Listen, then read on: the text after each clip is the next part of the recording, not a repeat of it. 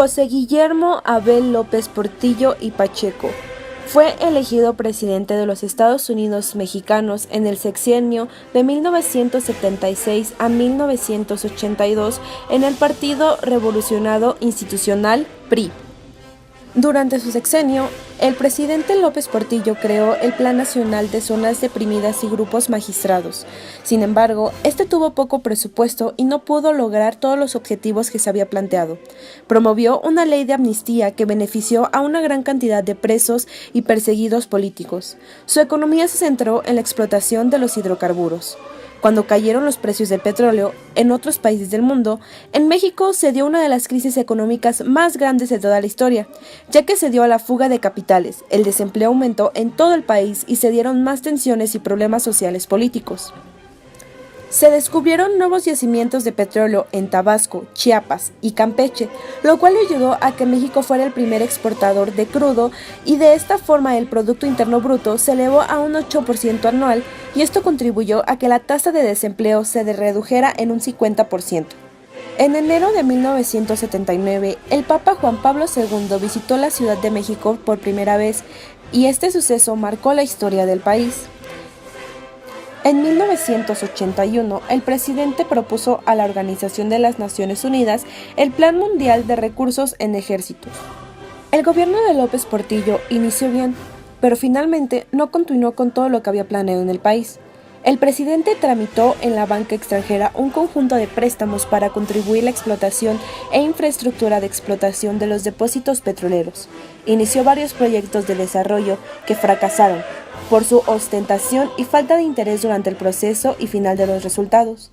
Algunos de los planes fueron los siguientes: el Plan Nacional de Zonas Deprimidas y Grupos Magistrados, la Alianza para la Producción, el Sistema Alimentario Mexicano, Plan Global de Desarrollo.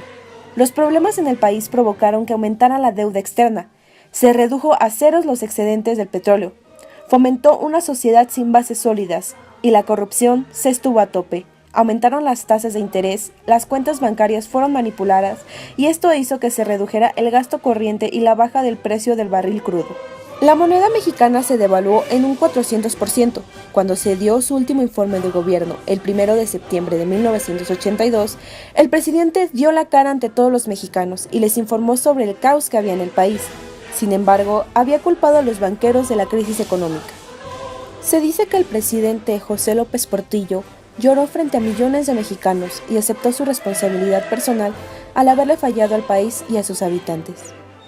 Muchas personas se conmovieron al ver arrepentido al presidente, pero muchas otras mostraron un evidente descontento por dicha situación. Muchas personas se burlaron del presidente e hicieron parodias de lo que pasó el día de su informe de gobierno, ya que la mayoría de los mexicanos tenían altas expectativas sobre el gobierno del José, el cual al final solo defraudó a todo. En la historia de México, señala que el sexenio de Luis Echeverría y López Portillo fue denominado como la docena trágica del populismo, ya que se usó dicha palabra por los 12 años de gobierno de los dos presidentes antes mencionados.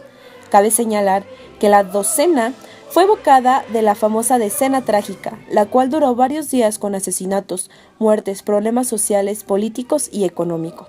Un año antes de que López Portillo entregara el poder a su sucesor en la presidencia de México, su opción se basó en dos personas que formaron parte del partido político, el PRI, los cuales fueron Javier García Pinapanigua y Miguel de la Madrid, quien fungía como secretario de Programación y Presupuesto en la administración de José López Portillo.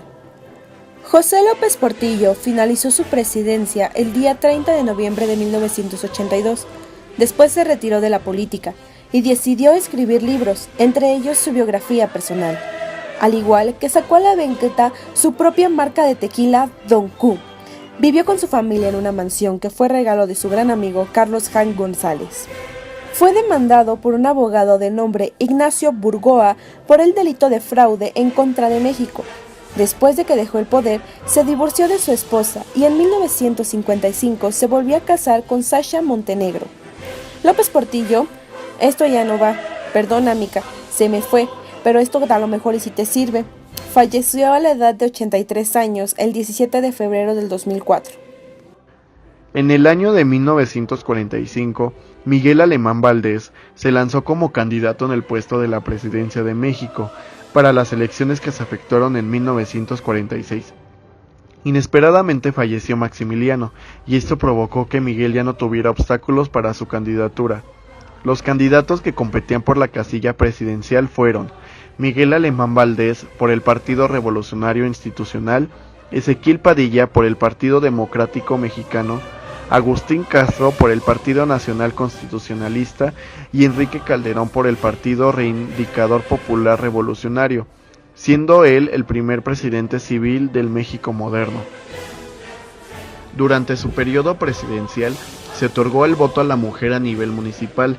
También durante su administración se creó el Instituto Nacional Indigenista, el Instituto Nacional de la Juventud y el de Bellas Artes, así como la Dirección General de Turismo de la Secretaría de Gobernación.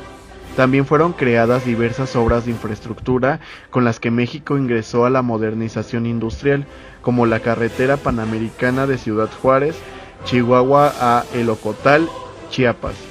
Se construyó la Ciudad Universitaria, el Auditorio Nacional, el Aeropuerto Internacional de la Ciudad de México. Durante su mandato se erradicó la viruela y se inició la campaña de vacunación contra la fiebre aftosa. Igualmente, fue fortalecido la Comisión Federal de Electricidad y los sistemas de riego del país, así como la modernización de los ferrocarriles nacionales de México. Su administración se caracteriza por lo siguiente: creó más redes carreteras, ferroviarias y otras obras públicas, creó más un sistema de riego y otros fueron mejorados, organizó y creció el reparto agrario, la inversión privada aumentó y así también se acrecentó el crecimiento industrial y urbano del país. La industria automotriz de motores, electrodomésticos y de hoteles se diversificaron más por todo México, impulsó la cultura mexicana en otros países y apoyó a muchos artistas como Octavio Paz y a David Alfaro Siqueiros. Creó el Conservatorio Nacional de Música, construyó más las escuelas para la enseñanza de nivel primaria, le dio más impulso al sector turístico en el puerto de Acapulco Guerrero, lugar donde se construyó la avenida escénica de la empresa Techo Eterno Eureka. Se crearon más ciudades y construyó unidades habitacionales para los empleados del gobierno. Se reformó el artículo 3 de la Constitución mexicana y se realizó diferentes campañas para contrarrestar el analfabetismo que existió en México en aquella época. La historia señala que Miguel Alemán Valdés fue nominado al Premio Nobel de la Paz en los años de 1952 y 1953 por José María Salazar, quien fungía como presidente de la Asamblea Legislativa de El Salvador, y el segundo año fue nominado por Albert Eitert, ministro de Relaciones Exteriores de Haití.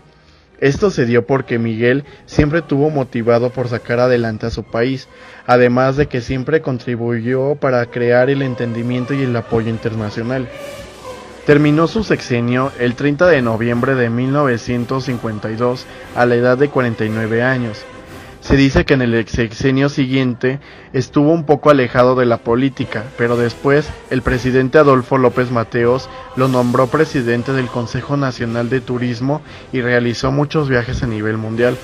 Estuvo en dicho cargo 25 años y su trabajo y esfuerzo y dedicación le valieron para hacerlo millonario y fue uno de los políticos más ricos de México.